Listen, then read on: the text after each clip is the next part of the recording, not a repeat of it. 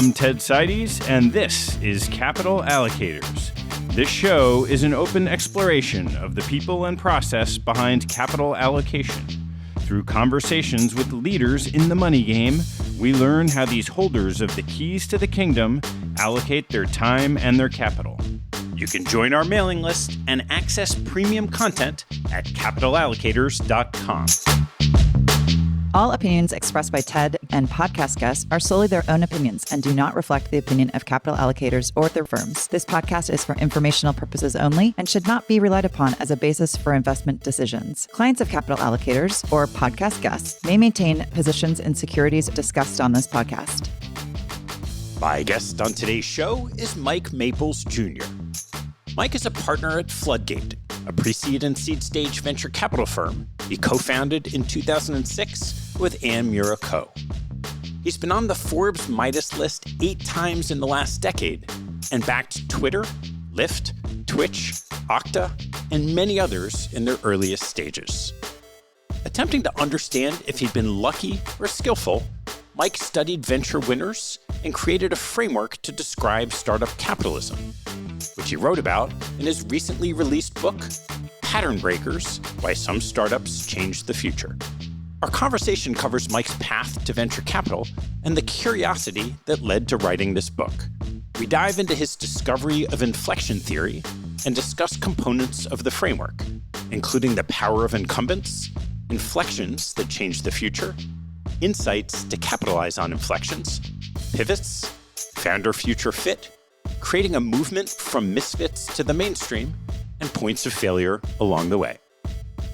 Before we get going, last week, my latest book, Private Equity Deals, released. Now, I know I mentioned in last week's Spread the Word that I wouldn't mention it again, but, I guess that wasn't quite factually correct. We've created a book launch team and want to invite you to join it. All you need to do is share a post about private equity deals on social media and write a review on Amazon. If you send us a copy of both at team@capitalallocators.com, we'll invite you to a Q&A Zoom I'll hold about the book next month. I hope you enjoyed the book, and it'll be easy to share a post and write a review.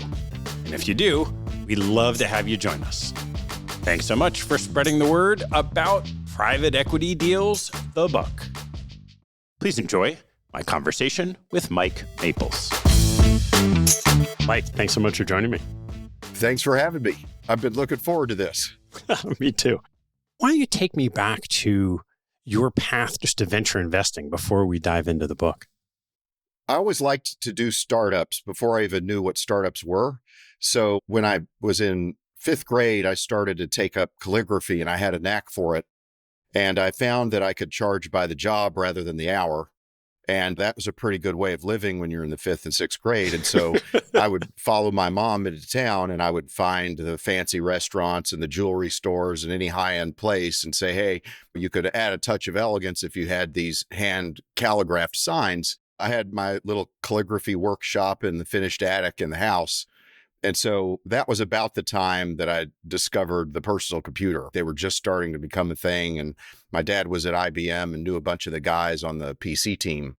And so I started programming a computer and never looked back from there. It's hard to remember what that felt like, but it was just so unbelievably empowering to be able to write your own programs and have the computer do what you wanted it to do. It was just a complete revelation for me. Then I had a little bit of a side hustle selling software. And I did that through college. And then I started to get real jobs. So I worked at Silicon Graphics a few years and then went to business school, then was involved with a couple of startups in Austin. So I was basically a software entrepreneur until I was about mid to late 30s. And what was the spark that took you from being the entrepreneur to wanting to be an investor? I was involved with 2 startups in Austin. One was called Tivoli Systems. It was bought by IBM, and then Motive, which I helped start and went public and was acquired by Alcatel-Lucent. And towards the end of my Motive gig, John Thornton at Austin Ventures said, have you ever thought about being a VC? And I said, no, not because I didn't like VCs. I mean, I got along great with all of our investors, John Thornton, Bill Wood, Jim Breyer. They were all great. But I just thought there's no reason to think I'd be any good at it. in every business, there's a top decile, and in every business, there's a top 1%.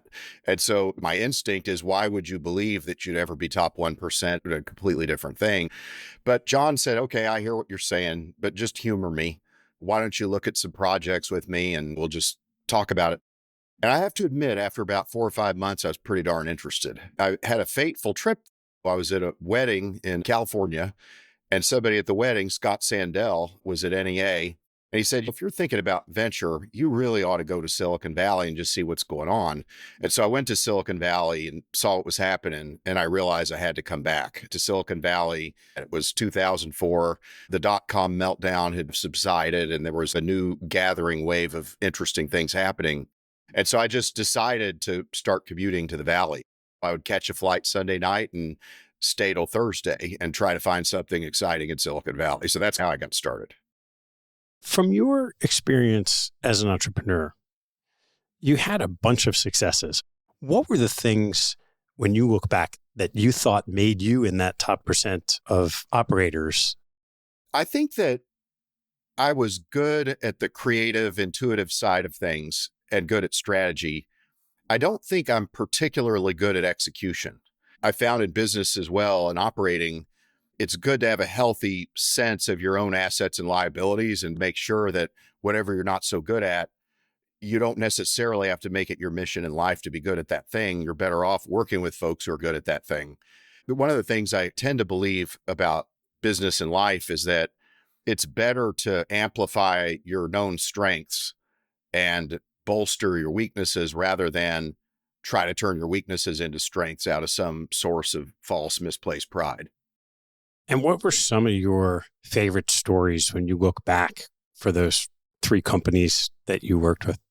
One time, our CEO, when I was at Motive, there's 1 hour left in the quarter and we're $1 million behind making the number. And we're like, what do we do? What do we do? And our CEO calls up one of our big customers, CTO at a big telecom company in England, and says, I'll give you a bottle of Macallan single malt scotch if you call me back in 10 minutes or less, because he got his voicemail. And the guy calls him in his British accent and laughs and everything and says, well, congratulations, you just got to the front of purchasing, $1.5 million purchase order. We saved the quarter with 8 minutes left. And they don't teach you how to do that at business school or anywhere else. There are just times where you got to MacGyver something out of nothing. And so I found that that was over and over again in startups. You get in these situations where you just have to just completely improvise. And it's like MacGyver getting his way out of a prison or something. You just got to find some way somehow. So let's turn over to the investment side. So you came at it with this healthy skepticism that you'd be able to be successful and an interest in what was going on in Silicon Valley. So what happened from there?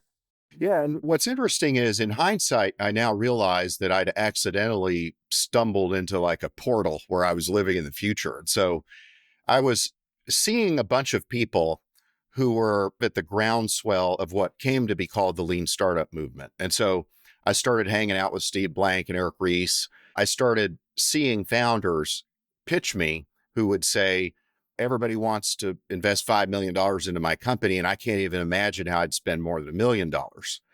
And I just saw this happen over and over again. And I also found that I was really resonating and connecting with these founders because I could identify with their problems and I was excited about what they were doing. And so I just came about it almost by accident. I like to say that the best startup ideas come from living in the future and building what's missing in the future. And so the idea to do an institutional seed fund really was born of the fact that that's just what the entrepreneurs needed. I was hanging out with a set of people who had those needs that they weren't being met. And so I was just trying to build what was missing for them. And so that was the kickstart of it all. Steve Blank, it just so happened that he taught the Motive case at Berkeley in his business school class. And so when I reached out and said, hey, I'd like to introduce myself, I hear you're really smart, he said, oh, I know you. I already teach your case. And so he'd have me come in and work with him on the case. And so we became really good friends. And he started to tell me all about what he thought was happening and the changes in the industry that were about to unfold. And so we became kindred spirits. And then he introduced me to Eric. And Ann was actually a head TA in his Stanford class. When you started Floodgate, what was that original hypothesis? Yeah, so the original hypothesis, if I had to say it in a pithy way, would be that 500,000 is the new 5 million. But the slide that I showed to LPs was remarkably simple. I had a rectangle at the bottom that said less than 250K angels. And then I had a rectangle at the top and it said 5 million or more VCs. And then I had a circle in the middle that said gap. And then I had an arrow pointing to it that said lean startups. And I had an arrow pointing to it that said 500,000 is the new 5 million. And my argument was the good $5 million VCs aren't going to come down into my market. Let's say you're Peter Fenton and you're at Benchmark. Why do you want to leave Benchmark to go to a seed fund? It doesn't make sense. So the only guys who are going to want to compete with me are the less good VCs. And I'm willing to compete with those people. And then the angels, for the most part, couldn't spell LP in those days. They didn't know how to think about a portfolio. They didn't understand the dynamics of managing a fund. That was always my first slide. I would say, look, I'm not trying to sell you here. This is what I believe is happening. And if it doesn't make any sense to you, nothing else is going to make sense either. I'll just give you your time back. But it was interesting because people were starting to say, hey, tell me more about that. You got my attention, especially this guy, Phil Horsley at Horsley Bridge. Phil was really intrigued by the idea. And so we started spending a lot of time together. So we can now roll forward. You've had a lot of successes in the business. What was your thought process that led to writing this book? I'm very interested in these startup frameworks, customer development, lean startups, business model canvas, all these types of things. And I would promote those to the companies I worked with, and companies would use them sometimes they wouldn't. But I started to notice that I couldn't explain the success of the wins that we'd had with these best practices very well. So you look at Twitter, they couldn't decide who the CEO should be. The servers were down a lot with the fail whale. There were a lot of internal strife and difficulties. Lyft had started out as Zimride, and we had just launched an illegal service that had blown up in San Francisco. Twitch had started as Justin.tv. And so I would find that 80 to 85% of our exit profits had come from pivots. And conversely, there were a lot of founders who I would have put on the most likely to succeed list. And simultaneous to these big outcomes, I'd be helping these founders shut down their company after they'd been in the wilderness for many years, never finding product market fit, or even worse, just having these 5-year slogs where it wasn't an obvious success, but it wasn't an obvious failure either. It was just in this in-between zone. And the founder felt like they were pursuing it more out of obligation than out of passion, but they had commitments, they had employees and investors, felt like they had to keep doing it. So I was like, what's going on here? Nassim Taleb talks about the lucky fool who's fooled by randomness. I thought, okay, maybe I'm just a lucky fool. And if that's true, I should just quit before I get exposed. I should just retire and claim victory. That was the genesis of the book. I didn't even think I was going to write a book. It was trying to figure out if there was something else to understand here that wasn't captured in a lot of the thinking at the time. How'd you go about doing that? I'm a big fan of Charlie Munger and Warren Buffett. And one of the things I really appreciate about them is just their extraordinary levels of curiosity. And so they'll just read Fortune 500 annual reports just because all the time in the background, or try to capture a bunch of worldly wisdom in different mental models and all these different frameworks. So I tried to apply that thinking to startups. I thought, okay, it's worth understanding startup capitalism in the same level of depth that these guys understand greatness in corporate America. And so I studied failures, but what I really tried to do was get a time capsule of success. You got to have some definition of a breakthrough startup. So I said, okay, my working definition will be a startup that had 100x on the first check return. And I'm going to go talk to those people, and I'm going to try to get a time capsule of exactly what it was like at the time you would have had to invest in the seed round. Because people tend to misremember how it really happened. Even the founders, they tend to remember knowing things they didn't really know at the time. And so a bad question is, why do you think this thing got product market fit? Instead, you want to say something like, okay, well, I'm looking at your seed pitch deck here, And I noticed that you called the product X, but I seem to recall that the product that took off was Y. I seem to recall that you don't even have product X anymore. What's up with that? And then you just let them talk. So what you want to find is just, when did it occur to them to change what the product was, or what surprises did they lean into? What did you think was true when you started? What surprised you? What were the biggest surprises? What were the biggest positive surprises? What were the biggest negative surprises? And so you start to gather all this information about these companies. And I tried to get a time capsule and dossier of the fossil record of the company at the time you would have had to decide in the seed round. What was the founder like then, not now? Here's the other thing I've learned is that startups, even the founders, have an incentive to tell the story differently after the fact, because in the early days, they're trying to appeal to the misfits and the early believers who believe as they do. In the later days, they're trying to appeal to the mainstream. And so they don't want to tell a story that sounds too rebellious. They want to tell a story that sounds more compatible with the needs of the mainstream. And so quite often, even the case study doesn't really capture how wild it was. And by the way, that's something that captures a lot of what I was seeing too. These startups are wild and they don't fit into these neat buckets. It's almost like seeing a mutation in the Galapagos Islands, some kind of a new beaked finch. That's what these startups look like. A lot of the frameworks that I was seeing didn't honor that enough, in my opinion. And so I was trying to understand, okay, what is it about what was wild that was empowering to the startup? What was it that allowed it to overcome the inertia of the world and come up with a new way of doing things? How many of these companies did you track as you were trying to figure out what these patterns to match are? I do it all the time. So the last month or two, we've done 3 or 4 of these deep dives as a team. And we try to interview the founders and we try to get whatever artifacts we can get. And we try to say, okay, given the frameworks that we have, is there any way we would have said yes to this? And what would be the reason that we would have said yes? And if we wouldn't have said yes to it with any of our frameworks, does that mean that we're not meant to do some investments? Or does it mean that maybe we have incomplete frameworks, or maybe we buy into our frameworks too much? And so you're always testing that. They once asked Isaac Newton, how did it occur to you, theory of gravity, when the apple hit your head? And he said to the person, because I was thinking about it all the time. That was the genesis of the book. I was thinking about this stuff all the time. Just as a day-to-day course of doing my job, I'm just relentlessly curious about what startup greatness is. I want to understand it better than any human has ever understood it before, ever.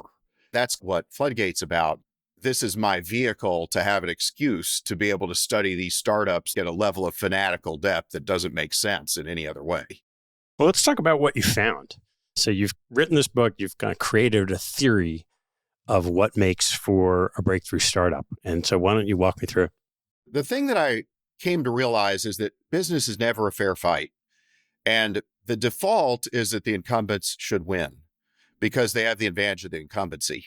There's a lot of good books written about the powers that a corporation could have. You could read about Michael Porter and his 5 forces, or Hamilton Helmer's 7 powers. But most of it is about trying to create a persistently compounding set of advantages and a competitive advantage period that extends for a long time with a moat that's impregnable. Well, I realized that startups don't have any of those things. They don't have any moats. They don't have anything to compound. They're a startup. All they have is the founders and the quality of the idea. What powers does a startup have then? And how does a startup fight unfair? They fight unfair by refusing the premise of the current rules and instead impose radically different rules. So startups never win by being better. Better isn't enough. Better doesn't matter. Only by being radically different can a startup make a radical difference. And so the powers that a startup can harness, first of all, on the idea side, is inflections, insights, and then ideas that have a strong amount of founder future fit, I found, tend to be the most powerful. But then the founder has to not only think different, they have to act differently as well. And the way they act differently is the founder's in a different future now, but they're going to be sitting there by themselves unless they move other people to that different future with them. So they have to create these movements where they enlist early true believers to move with them, and then they co-create the future with those early believers. And so that was what I learned. And that explained a lot of what was vexing me. It explained why some companies that seemed to execute poorly still really did well, because you started to realize that they were harnessing a set of powers that allowed them to fight unfair. Whereas there were other companies that executed really well. They did all the right things. They hired well. They had a good business model. But in the end, they were fighting incumbents according to incumbent rules for small niches that were an extension of the incumbency. So let's break down each of those pieces. You start with inflections. What is an inflection? An inflection is a new event. So something new gets introduced that has a set of new empowerments that can radically alter human capacities and behaviors. So a good example of an inflection is the iPhone 4S shipped with a GPS chip in it. Now, the inflection happens external to the startup. In order to make the inflection useful, you need an insight. So like in the case of Lyft, the insight was, oh, that means you could do Airbnb for cars. You could treat riders and drivers in the same way Airbnb treated hosts and guests. So that had to come from the creativity of the entrepreneur. But the inflection is worth double clicking on, because the inflection is the thing that allows the startup founder to wage asymmetric warfare on the present. The inflection provides the force multiplier that allows the startup to show up out of left field and not compete by being better, but by changing the subject. What we want to do is the incumbents think in terms of forecasting. They believe that the future should be an extension of the present. It should be a new and improved version of the present. A great startup founder needs to say, it's by definition bad for me to compete that way. What I need to do is assume that the future must be radically different and work backwards from those radically different futures. I backcast rather than forecast. And the way that I backcast is I use inflections to bend the arc of the present to a radically different future. And so the inflections provide me the ability to bend the present in a different direction. And the inflection is powerful because it creates a set of empowering new things that radically alter human capacities and behaviors. It changes how people think, feel, and act. So the idea of pattern breakers, which was the title of the book, was people tend to operate according to the current patterns of how they're used to doing things, and that the way that an entrepreneur wins is they impose a new pattern in place of the old pattern. Rather than being a pattern matcher, they're a pattern breaker. So you mentioned the shipping of the GPS chip inside the iPhone as an inflection. That's technological breakthrough. What are the different forms of inflections that can create those radically different futures?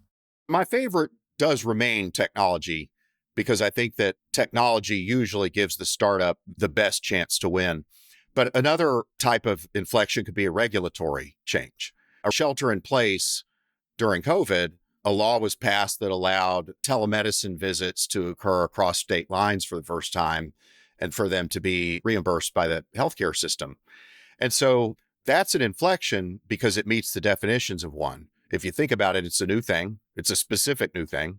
It provides empowerment because it allows patients to interact with doctors that they couldn't have interacted with before for free.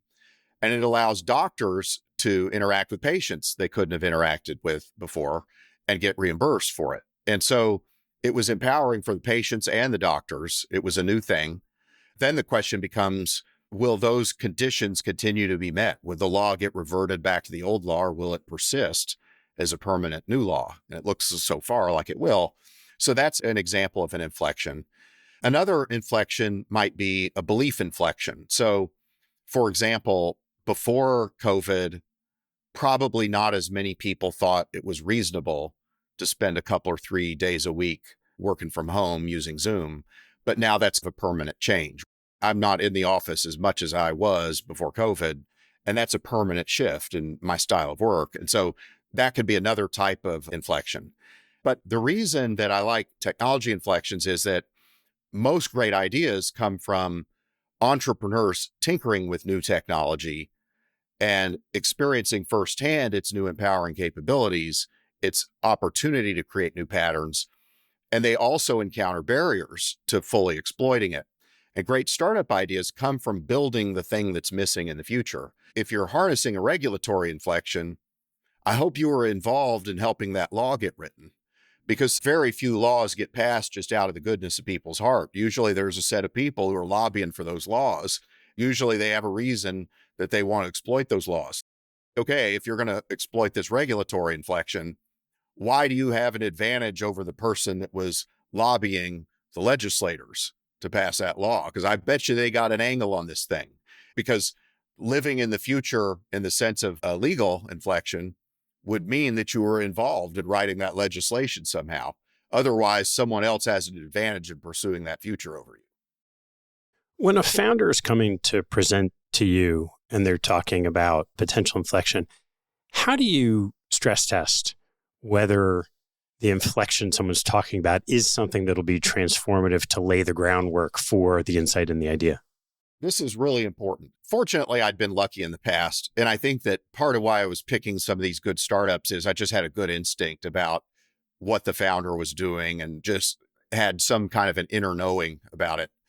But what I do now that's pretty different is what too many people will do is they'll see a pitch and they'll say, do I buy that value proposition? Do I buy the traction? Do I think that makes sense? And quite often it will, but that doesn't mean it has unbounded upside, because it may be solving present pain for present customers in a gap in present markets. And what I've come to realize is I'm not interested in the total available market. I'm interested in the total future market. I want the product to define a future market and be the category king of that future market. So what I'll do is I'll listen to the idea and I'll say, that sounds really interesting. One thing I've noticed is that good companies quite often harness inflections. There's some new thing that didn't exist before that enables this product to provide really awesome empowerment. Can you tell me what you think the inflection is that makes this idea possible? And I get varying answers. If I get a really good answer, that's a good sign. If I get no answer, that's not such a good sign. And sometimes founders will approach me while they're figuring their ideas out. And they'll say, do you think this is a good idea? And I'll ask them, what do you think the inflection is? And I'll ask a set of penetrating questions.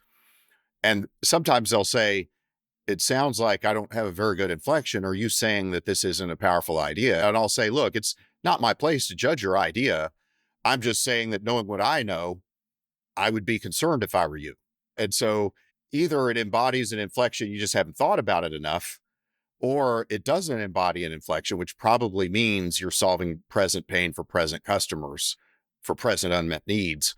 And you might build a reasonable business doing that, but you're not going to build a great business doing that. You're not going to build a radically transformative business. You're not going to be the next Twitter or the next Okta.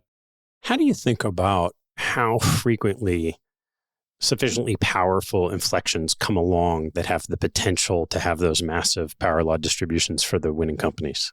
This is the thing I find so inspiring, Ted. Inflections are all around us all the time, but most people don't know it. Most of us are so used to engaging in the patterns of our everyday behavior, we don't bother to look. But occasionally, a founder is an outlier, and they realize the implications of the new thing. New things are happening all the time, every week. There's a story I really like by David Foster Wallace. There's two young fish, they're swimming in the ocean, and a big fish swims up to him and says, "Good morning, boys, how's the water?" They swim a little bit more, and once little fish says to the other one, "What the hell is water?" We don't realize that we're surrounded by things that form our base assumptions about how the world is. And so often we're so locked into our base assumptions that we're just not even awake to the possibility of a new thing and its transformative power. But fundamentally, founders do that. That's where the creativity of being a startup founder comes in, is understanding the transformational power of a new thing.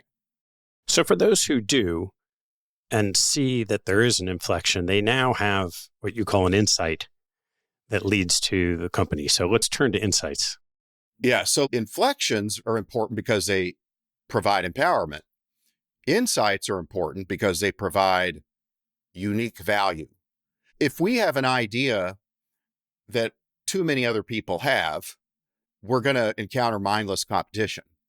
What we want is a powerful idea about the future that leverages inflections to provide empowerment and that is non-consensus and right. So if we go back to the Lyft example, so it harnessed the inflection of the GPS chip. It provided ride-sharing capabilities for people and radically expanded the number of people who could be riders or drivers. And the non-consensus thing was, are people really going to want to get in a stranger's car? That's crazy. It seemed scary to get in a stranger's car. And so you had to convince yourself that people would be willing to do that someday.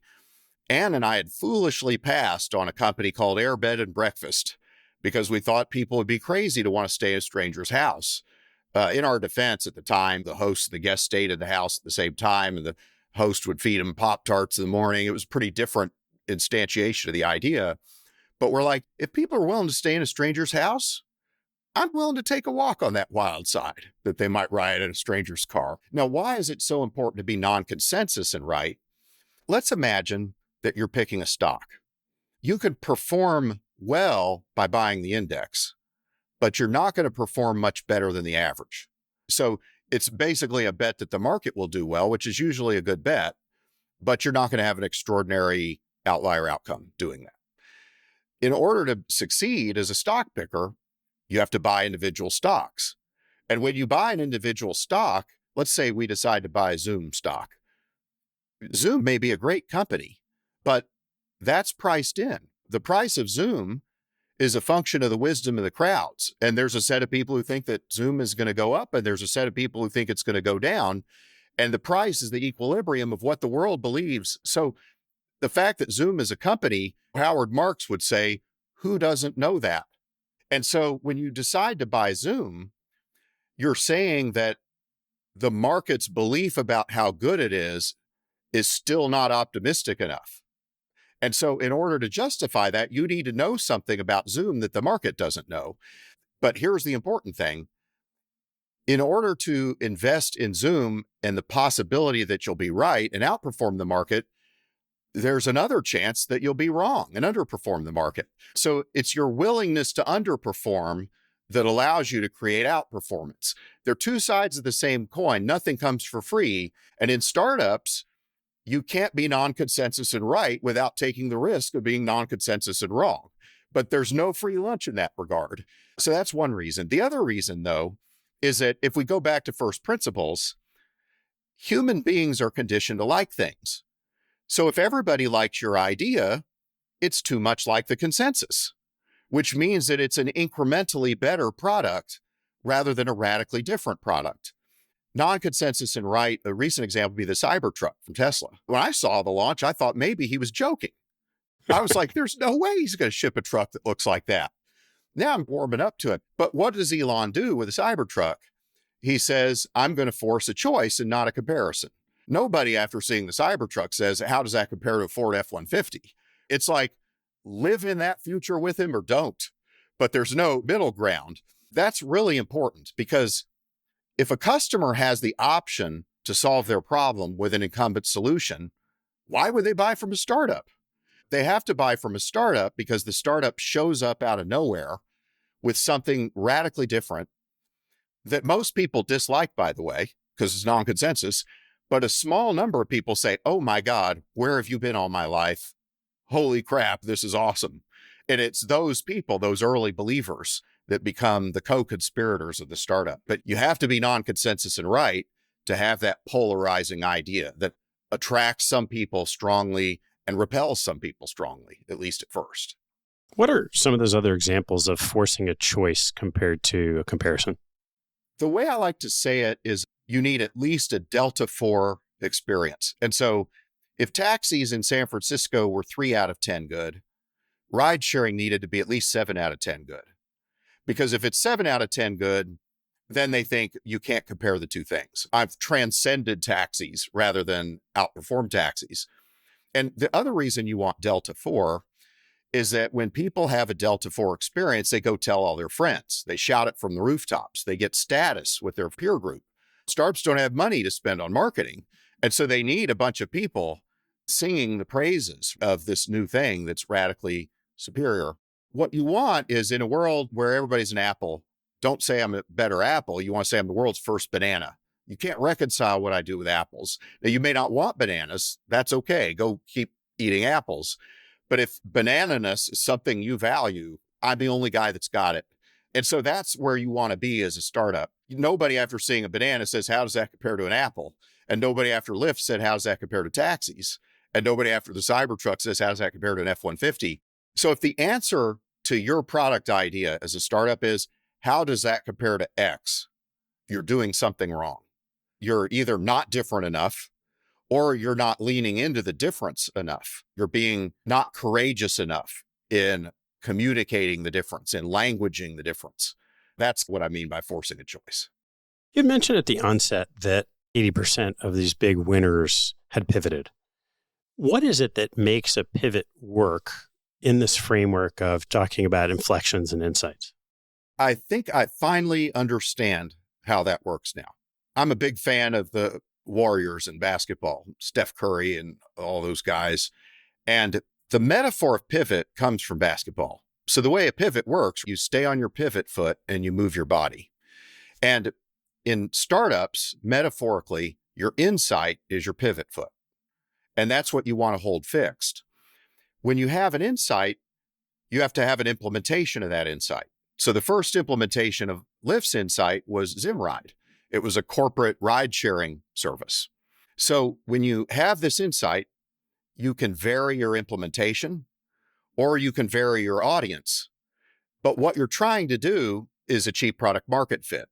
And product market fit answers a specific but profound and hard question, which is, what can we uniquely offer that people are desperate for? And so if we have an insight, we have our uniqueness. So we want to keep that fixed. Now we need to understand who's desperate and how do I offer this insight in a form of an implementation that will trigger their desperation.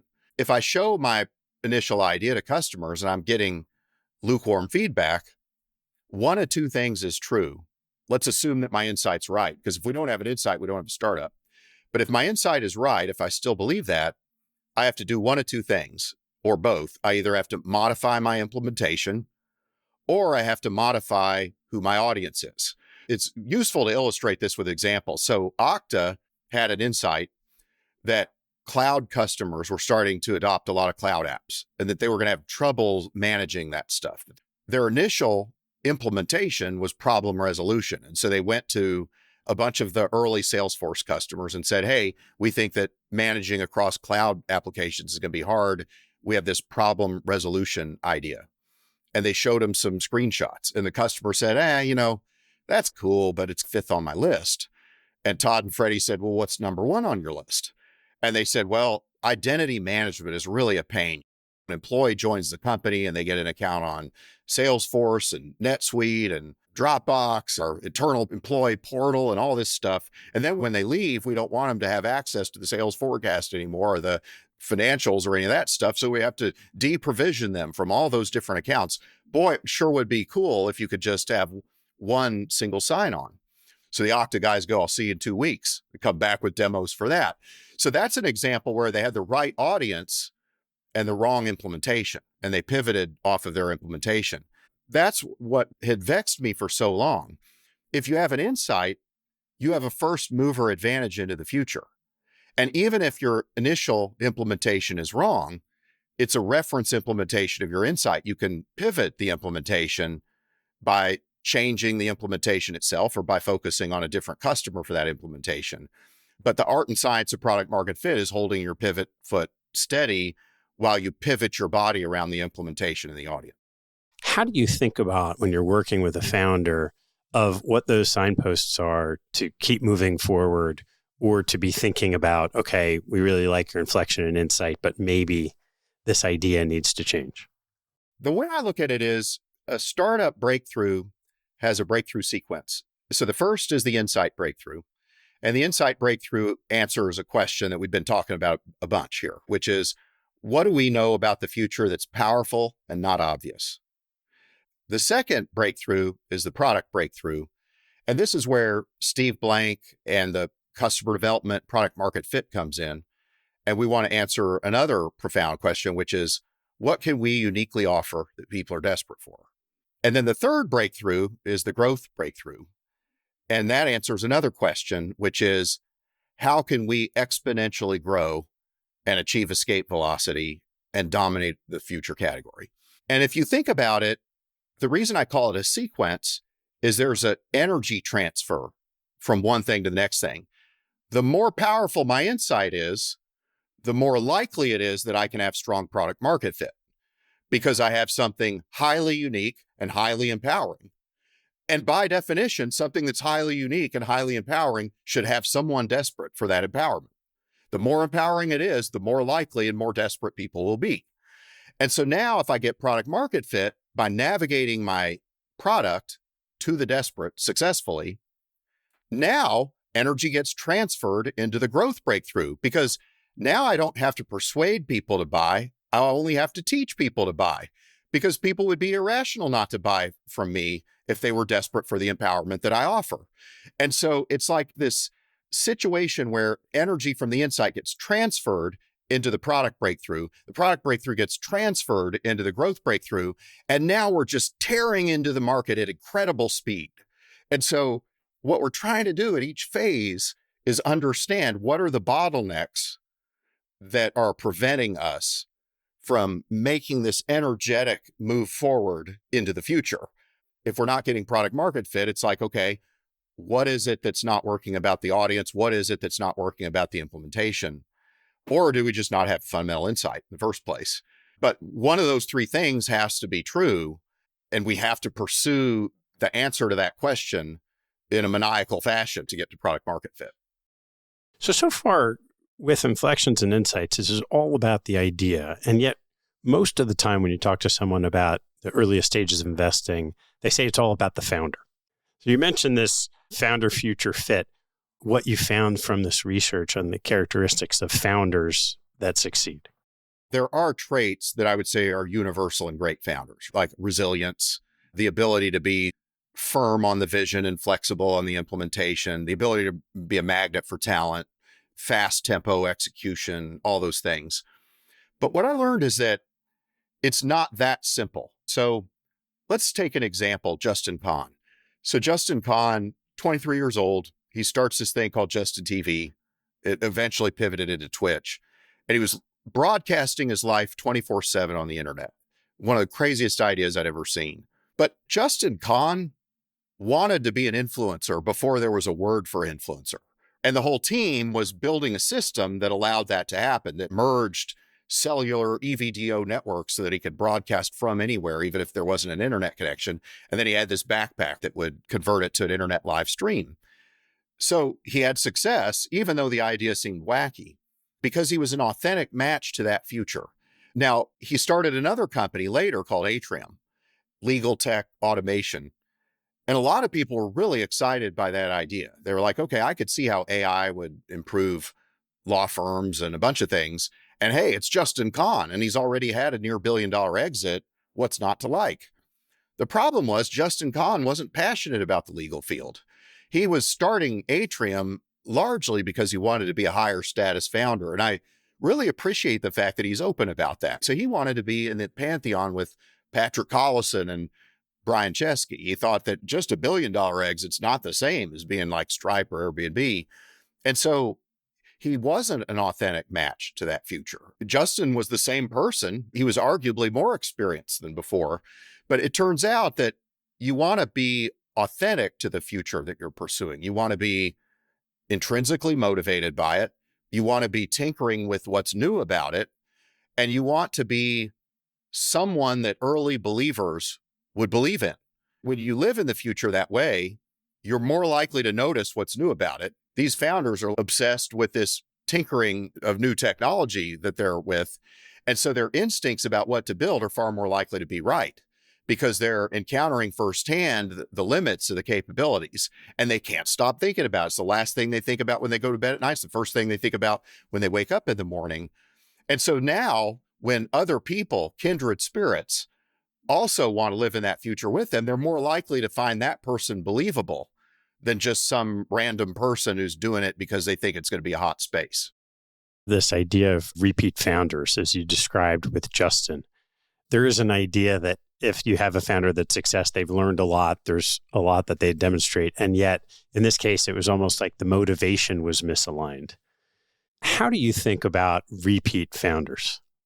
So first of all, I think repeat founders do have better odds. So a lot of people say very few people could do it again. That's true, but very few people could do it at all. Very few people ever have a breakthrough.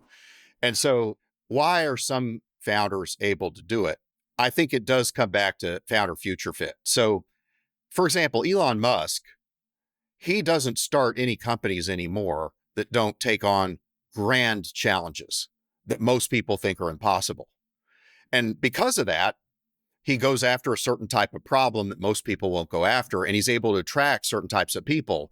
Very often, he can even monopolize the expertise in a certain field because there's no other meaningful company trying to do something that meaningful in that field. And so I would say that Elon is an example of someone who does it multiple times, but partly because he pursues ideas for which he has great authenticity as a founder. And that was the mistake that Justin made, is he pursued an idea that would endow him with prestige as a founder more than it would represent the type of future that he was intrinsically motivated to pursue. So Elon is also unique in that a lot of founders, once they get rich, having a breakthrough, do they really want to get on a plane to Germany to solve the problem for the angry customer? Well, when you're a poor entrepreneur scraping by and you're desperate, that's one thing. But now if you're worth $100 million, that's a different thing. Maybe life is too short for that. And so that's the other thing that you got to believe, is that the founder still has the eye of the tiger and that they're willing to do whatever it takes to overcome the inertia of the present. You mentioned the importance of this founder who has this contrarian idea, finding early believers to create a movement. How does that process work from going from misfit to mainstream over time? William Gibson, the sci-fi writer, said the future is already here. It's just not evenly distributed. And boy, is that true. So I remember, for example, when I was at Silicon Graphics, my job was to try to convince Hollywood to buy our computers to make computer graphics in movies. And at the time, that hadn't really become a thing yet. When I was there, they did Terminator 2 and The Abyss. And not long after, they did Jurassic Park. And the firm that made those effects was called Industrial Light and Magic. They were owned by George Lucas. And every time there was a new movie, they'd buy about $10 million worth of our gear.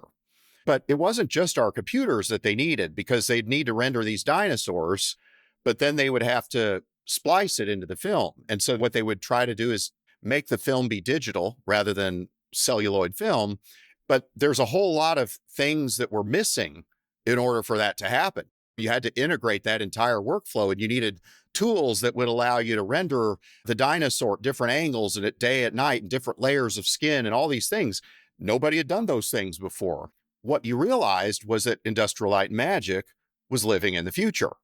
And I realized when I was at SGI, if we solve these guys' problems, they're going to take us to the promised land, because everybody in Hollywood's going to want effects like this someday. Every movie's going to have computer graphics integrated into it, and everybody's going to want to know, how did ILM do this? And they're going to see that it's a room full of Silicon Graphics computers with a bunch of software that integrates with all these other products. So Industrial Light and Magic was co-conspirators with SGI. It would not be correct to say that SGI was inventing the future. SGI was co-creating the future with Industrial Light and Magic. And that's the way these early movements work. Early believers lock onto the insight of the startup. Now, let's imagine IBM or HP had come to Industrial Light and Magic and said, I have fast workstations too. In those days, Industrial Light and Magic would have been like, the graphics that SGI has are more than 10 times faster than yours. You can't give these machines away and have me use them because I can't make the movie fast enough. I've got a deadline. And so that's the situation you want. It reveals a lot in so many different ways. Silicon Graphics and Industrial Light and Magic didn't have a traditional vendor-supplier-customer relationship. We weren't just selling them widgets. We were saying, we're going to co-create the future together. We're starting a movement together.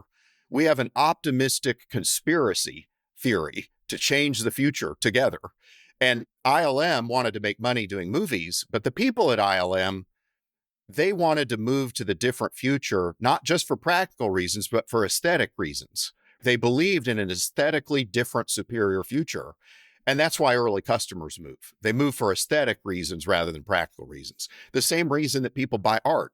They buy into the aesthetic vision of the artist. So if you start with that co-conspirator relationship, it still has to be non-consensus at the time. How do you get from something that people don't believe in to a movement that becomes more mainstream over time? If you've ever seen Rudolph the Red-Nosed Reindeer, I don't think people realize this, but Rudolph is the canonical pattern breaker. He's got this red nose. He gets banished. The only place that will accept him is the island of misfit toys. The misfits come back, and Rudolph saves the day at the end. But it takes time for people to come around to his provocative point of view about the value of a red nose. And so startups are like that. Usually the early people who believe in a startup come across at first like they're misfits. So the early users of personal computers were homebrew computer club alpha geeks. Nobody would have thought in the early days of the personal computer that everybody was going to have one that was fundamental to all business. People thought of it as a hobbyist toy. Even Apple didn't quite know how to market it. They were like, hey, you could store your recipes on it in the kitchen or something like that. People weren't really sure how it was going to cross over into the mainstream early on, but that didn't matter because the alpha geeks liked it because it was so empowering. It was like me when I was a teenager. That's usually how it happens at first. Then what happens is like any movement. And this happens, by the way, in social movements more often. Let's take civil rights. In the early days, Martin Luther King was viewed by many as a radical. History remembers him differently than how he was thought of at the time. But Martin Luther King says, I have a dream. And people are going to be judged by their character, not their skin color. Well, he forces a choice and not a comparison. You either buy that vision or don't buy that vision. But if you buy that vision, you can't not move. It's a moral question. Are you going to move or not? So at first, that was viewed as an anarchic, blasphemous, non-mainstream way of looking at the world. But eventually people sympathized with his point of view. They saw how these people were being treated in the South. And over time, he convinced more and more people. So it goes from a heresy to the conventional wisdom over time. And startup markets, that's why it's more correct, in my view, to think of it as a movement rather than a market at first. It's a movement where a set of people move at first. And at first, they're your early believers who believe what you believe about the future. It's a subset of the market, and you can't afford to spend your time with anybody but those people.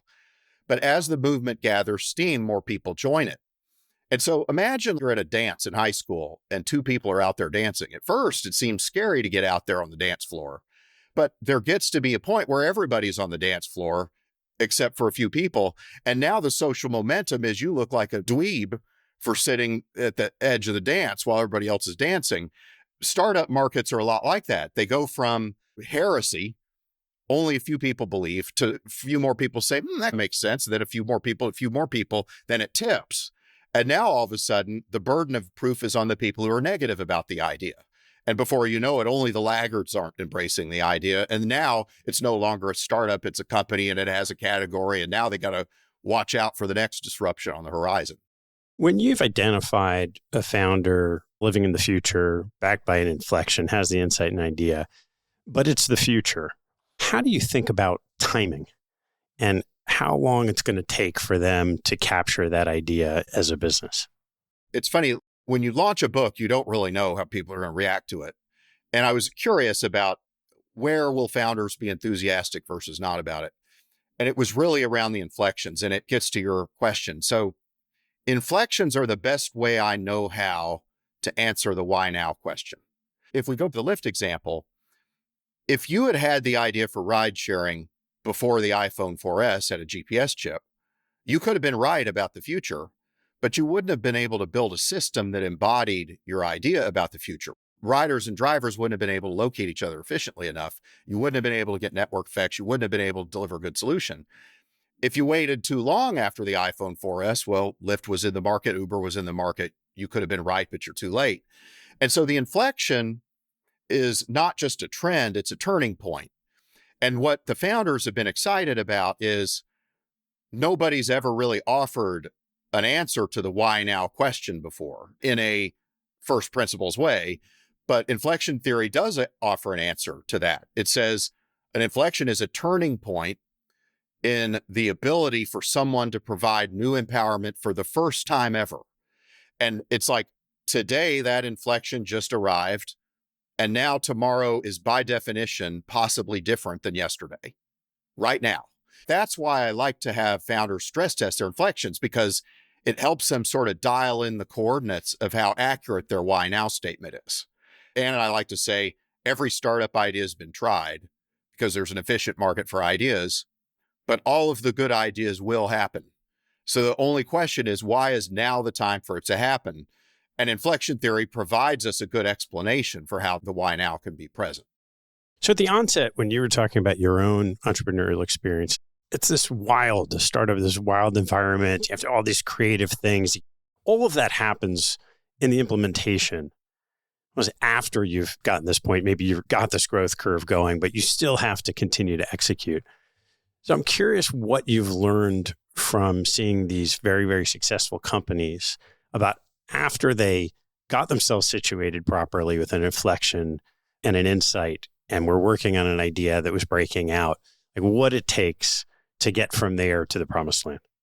The number one thing that has surprised me is the idea of surprises itself. And so what happens in a lot of cases is we have a hypothesis of what our product should be and who the customer is.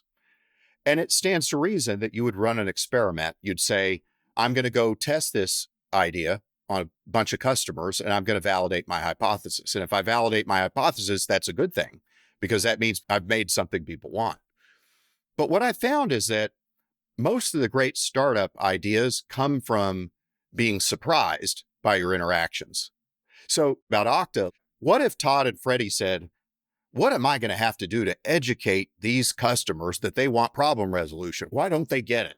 Why aren't they buying my experiment here? Instead, they were open to noticing the surprise. Why is that important? Well, breakthroughs by definition haven't been discovered yet.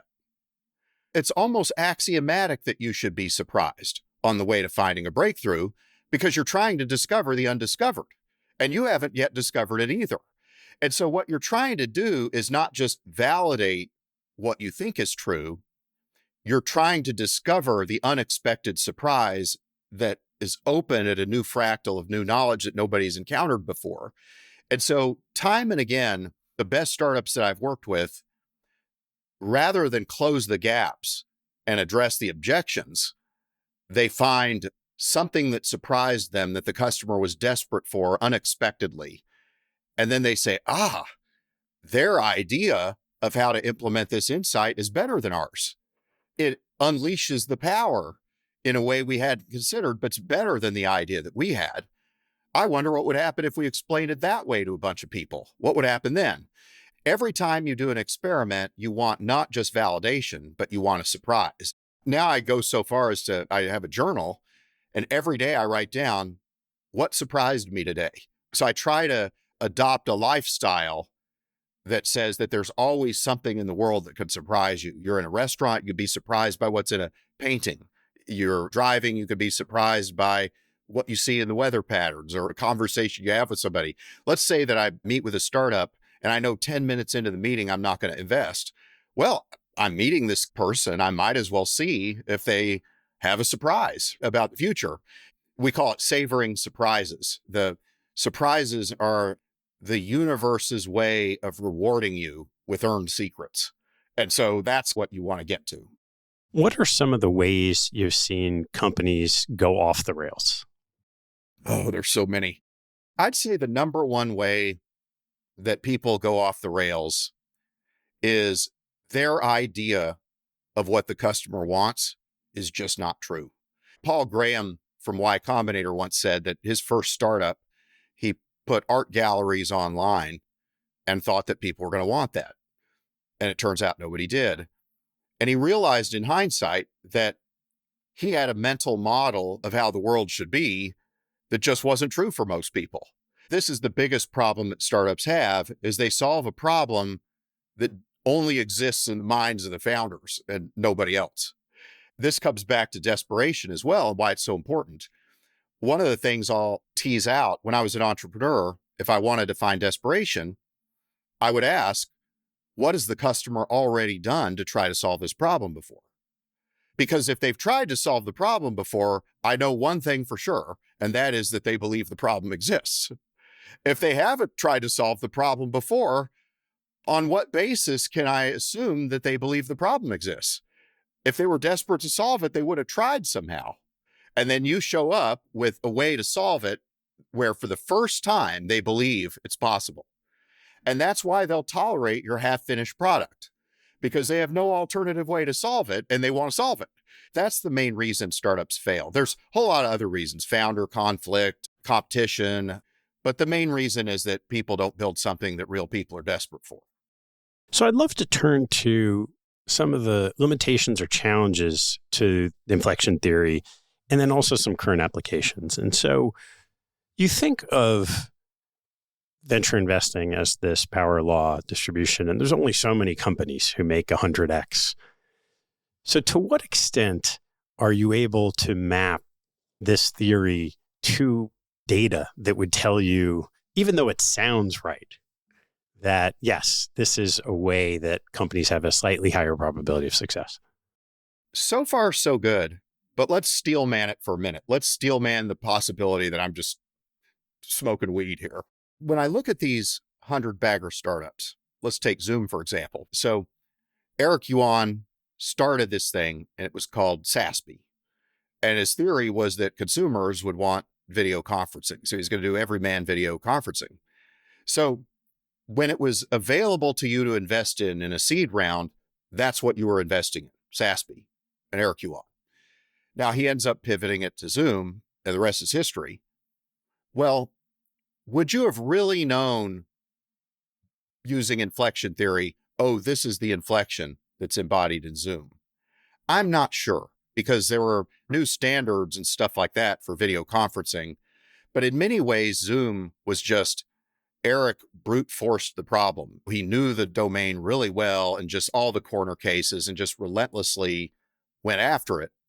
So the part of inflection theory that would have been the best signal for Zoom would have been founder future fit. He'd been at WebEx inside of Cisco for 10 years. He was thinking about video conferencing all the time. But can I honestly sit here and tell you, Ted, that here's the inflection at the time, it would have been obvious? I'm not so sure. What I've come to believe is that a good theory should be a good explanation. David Deutsch in the beginning of Infinity says that we're always looking for the best explanation. Newton's theory of gravity was the best explanation we had until Einstein's theory of general relativity.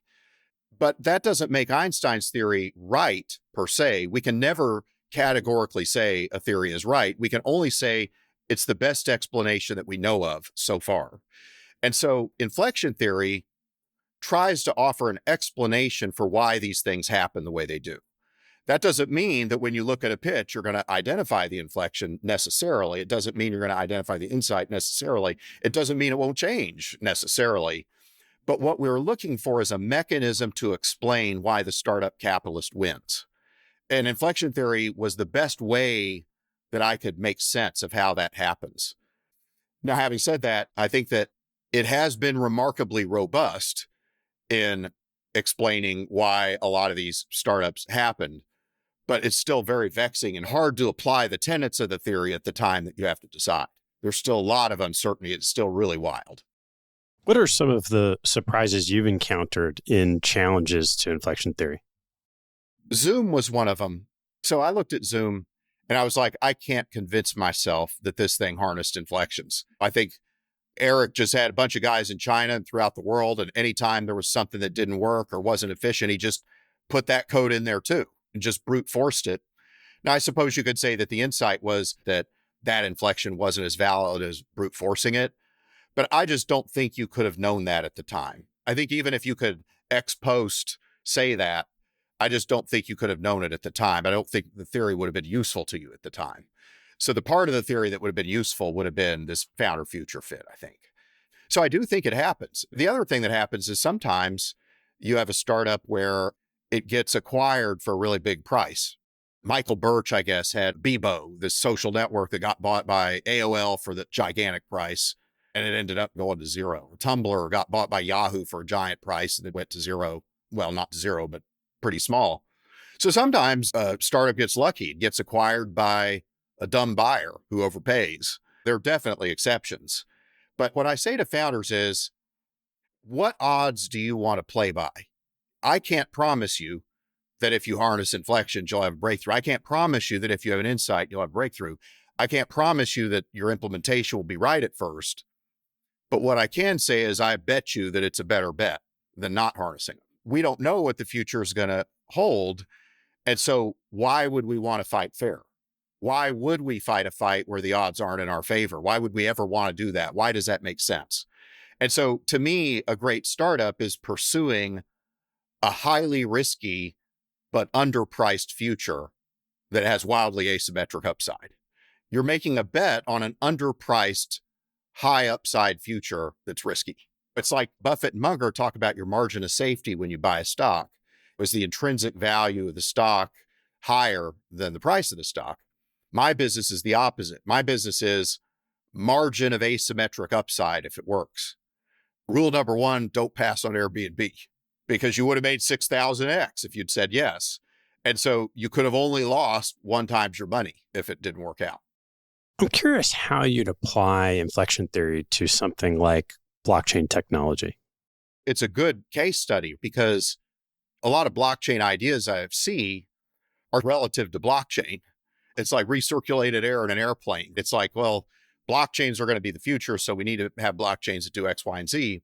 Whereas what I would say to a founder is, okay, blockchains are an inflection. They're something new. So what specific new empowerment about blockchains are you harnessing? And why does it empower people? Who does it empower? And so the stress test actually is a fairly robust way of thinking about it. I see so many of these blockchain ideas that don't have a use case. It forces you to be clear about the use case because it forces you to be clear about who's being empowered and under what circumstances they get empowered. And by the way, is this thing going to get legislated out of business? That's an empowerment condition. And so it actually ends up being fairly robust for looking at these blockchain ideas. And for that reason, we haven't invested in very many. I'm really enthusiastic about it, but we've only made 2 or 3 investments in the blockchain arena. How about the same thing that applied to AI? AI is really interesting. So I would say that AI is characterized by tons of massive inflections and not enough insights. I'll get pitched by an idea and I'll say, I could totally see why I'd want to use this product. But I can also see why there's going to be 10 just like it. And I could see why when Sam Altman does his next OpenAI demo, he may ship a model that leapfrogs this and puts it out of business. The AI ideas have to have an insight and not just a set of empowering inflections that people are going to want to use, because if we're one of 10 solutions, we'll get drowned in the noise of hyper competition. So as you've written this book, done all this thinking and crystallized what you've done, did you come away thinking that you and Ann and Floodgate had succeeded because of luck or skill? I think a combination. Here's what I think I believe now. Louis Pasteur once said, chance favors the prepared mind. I used to kind of know what that meant, but now I get it. People who think all the time about a domain and are intensely curious about it for its own sake and pursue understanding it beyond what seems even reasonable tend to attract luck. They tend to be visited by the muse before it visits other people. And especially people who do that, plus keep their minds open to being surprised. Just like inflections, luck is all around us constantly. The muse is always ready to visit. The muse is always ready to knock on the door, but most people aren't listening. Most people aren't aware of the possibility that the muse is just right there waiting to knock on the door because they're too busy looking at each other. They're too busy looking at, how do I get ahead in this organization? Or how do I succeed according to somebody else's rules, or how do I outcompete this person over here? So secrets are everywhere. They're just waiting to be picked up off the ground. But most people are looking at each other instead of what's on the ground. And so they just walk right on by the secret. What I found was that people who find these secrets, they almost feel guilty about it. They weren't being contrarian in the traditional sense. Contrarian means you're against something. They were just looking in an area they were interested in, an area where most people weren't looking, and they were just paying more attention, and they saw something. And when you think about it, it's kind of inspiring when you realize that secrets are all around us all the time, and all we have to do is look for them. We're all visited by the muse, just some of us are more likely to recognize it when she visits us. So through doing this work and thinking through inflection theory, there's a degree to which you crafted a non-obvious insight about how the venture ecosystem works. I'm curious what motivated you to share it, because if in fact it was right and creates a competitive advantage in how you're looking at startups, it would give you an advantage relative to your competitors in the venture space. In the end, value comes from value creation, value capture. And we're not that big of a fund, and we've stayed small and we want to do seed. And I suppose that I came to believe that the best thing that we could do is help founders, that would create value if our ideas were good, and that we'll see more of the good pitches than we would have otherwise. And we may not monopolize all of them, but if you're a $150 million fund, you don't have to be in all 20 of the top 20 startups. In fact, if you're in one of the top 20 every couple of years, you could be really good. What I wanted to do was make a contribution to the startup canon. If I look back at the great startup books, I think Steve Blank's work, Eric Ries, Lean Startup, you could argue Ben Horowitz, Hard Thing About Hard Things, Peter Thiel, 0 to 1. But I hadn't seen anything in the last decade since 0 to 1 that I felt advanced the discussion about what greatness looks like in startups. In my first 10 years of seed investing, we tried to help invent a new category of venture funds. And we thought, okay, that's not just going to be beneficial to us. It's a movement that we could help start. We started to ask, okay, what should the second act be? And how could you make a contribution to startups on a go-forward basis? It felt like helping to understand some of these forces behind startup capitalism would be a worthy contribution to make if it worked out. So far, so good. The entrepreneurs have been very gracious in giving feedback, good and bad, but mostly positive so far.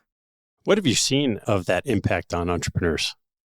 It's interesting to see the language get adopted. It's only been out for a brief amount of time, but I'll get pitches now where they say, here's the inflection, or I stress tested it this way, or somebody will tweet out their stress test for other people to respond to.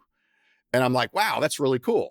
I knew Eric Ries's ideas were starting to win when people started to say, well, we're going to build our minimum viable product by this date. They were adopting his language to describe it. And so if people start to adopt our language to describe what a great startup is, yeah, some people will benefit from that aren't us, one of the other 2,000 seed funds in the world. But I think that overall we'll be better off if we're associated with that set of thinking. Well, Mike, I want to make sure I get a chance to ask you a couple of fun closing questions. Sure. What is your favorite hobby or activity outside of work and family? Calligraphy still. And I collect all these vintage fountain pens from the years 1890 to 1930 because they're the best pens to write with. What's one fact most people don't know about you? Well, that might be one of them. I'm reasonably good at yo-yoing. So my dad taught me how to yo-yo when I was a kid. I'm out of practice, but I could still do a few tricks. What's your biggest pet peeve? My biggest pet peeve is when people complain about stuff.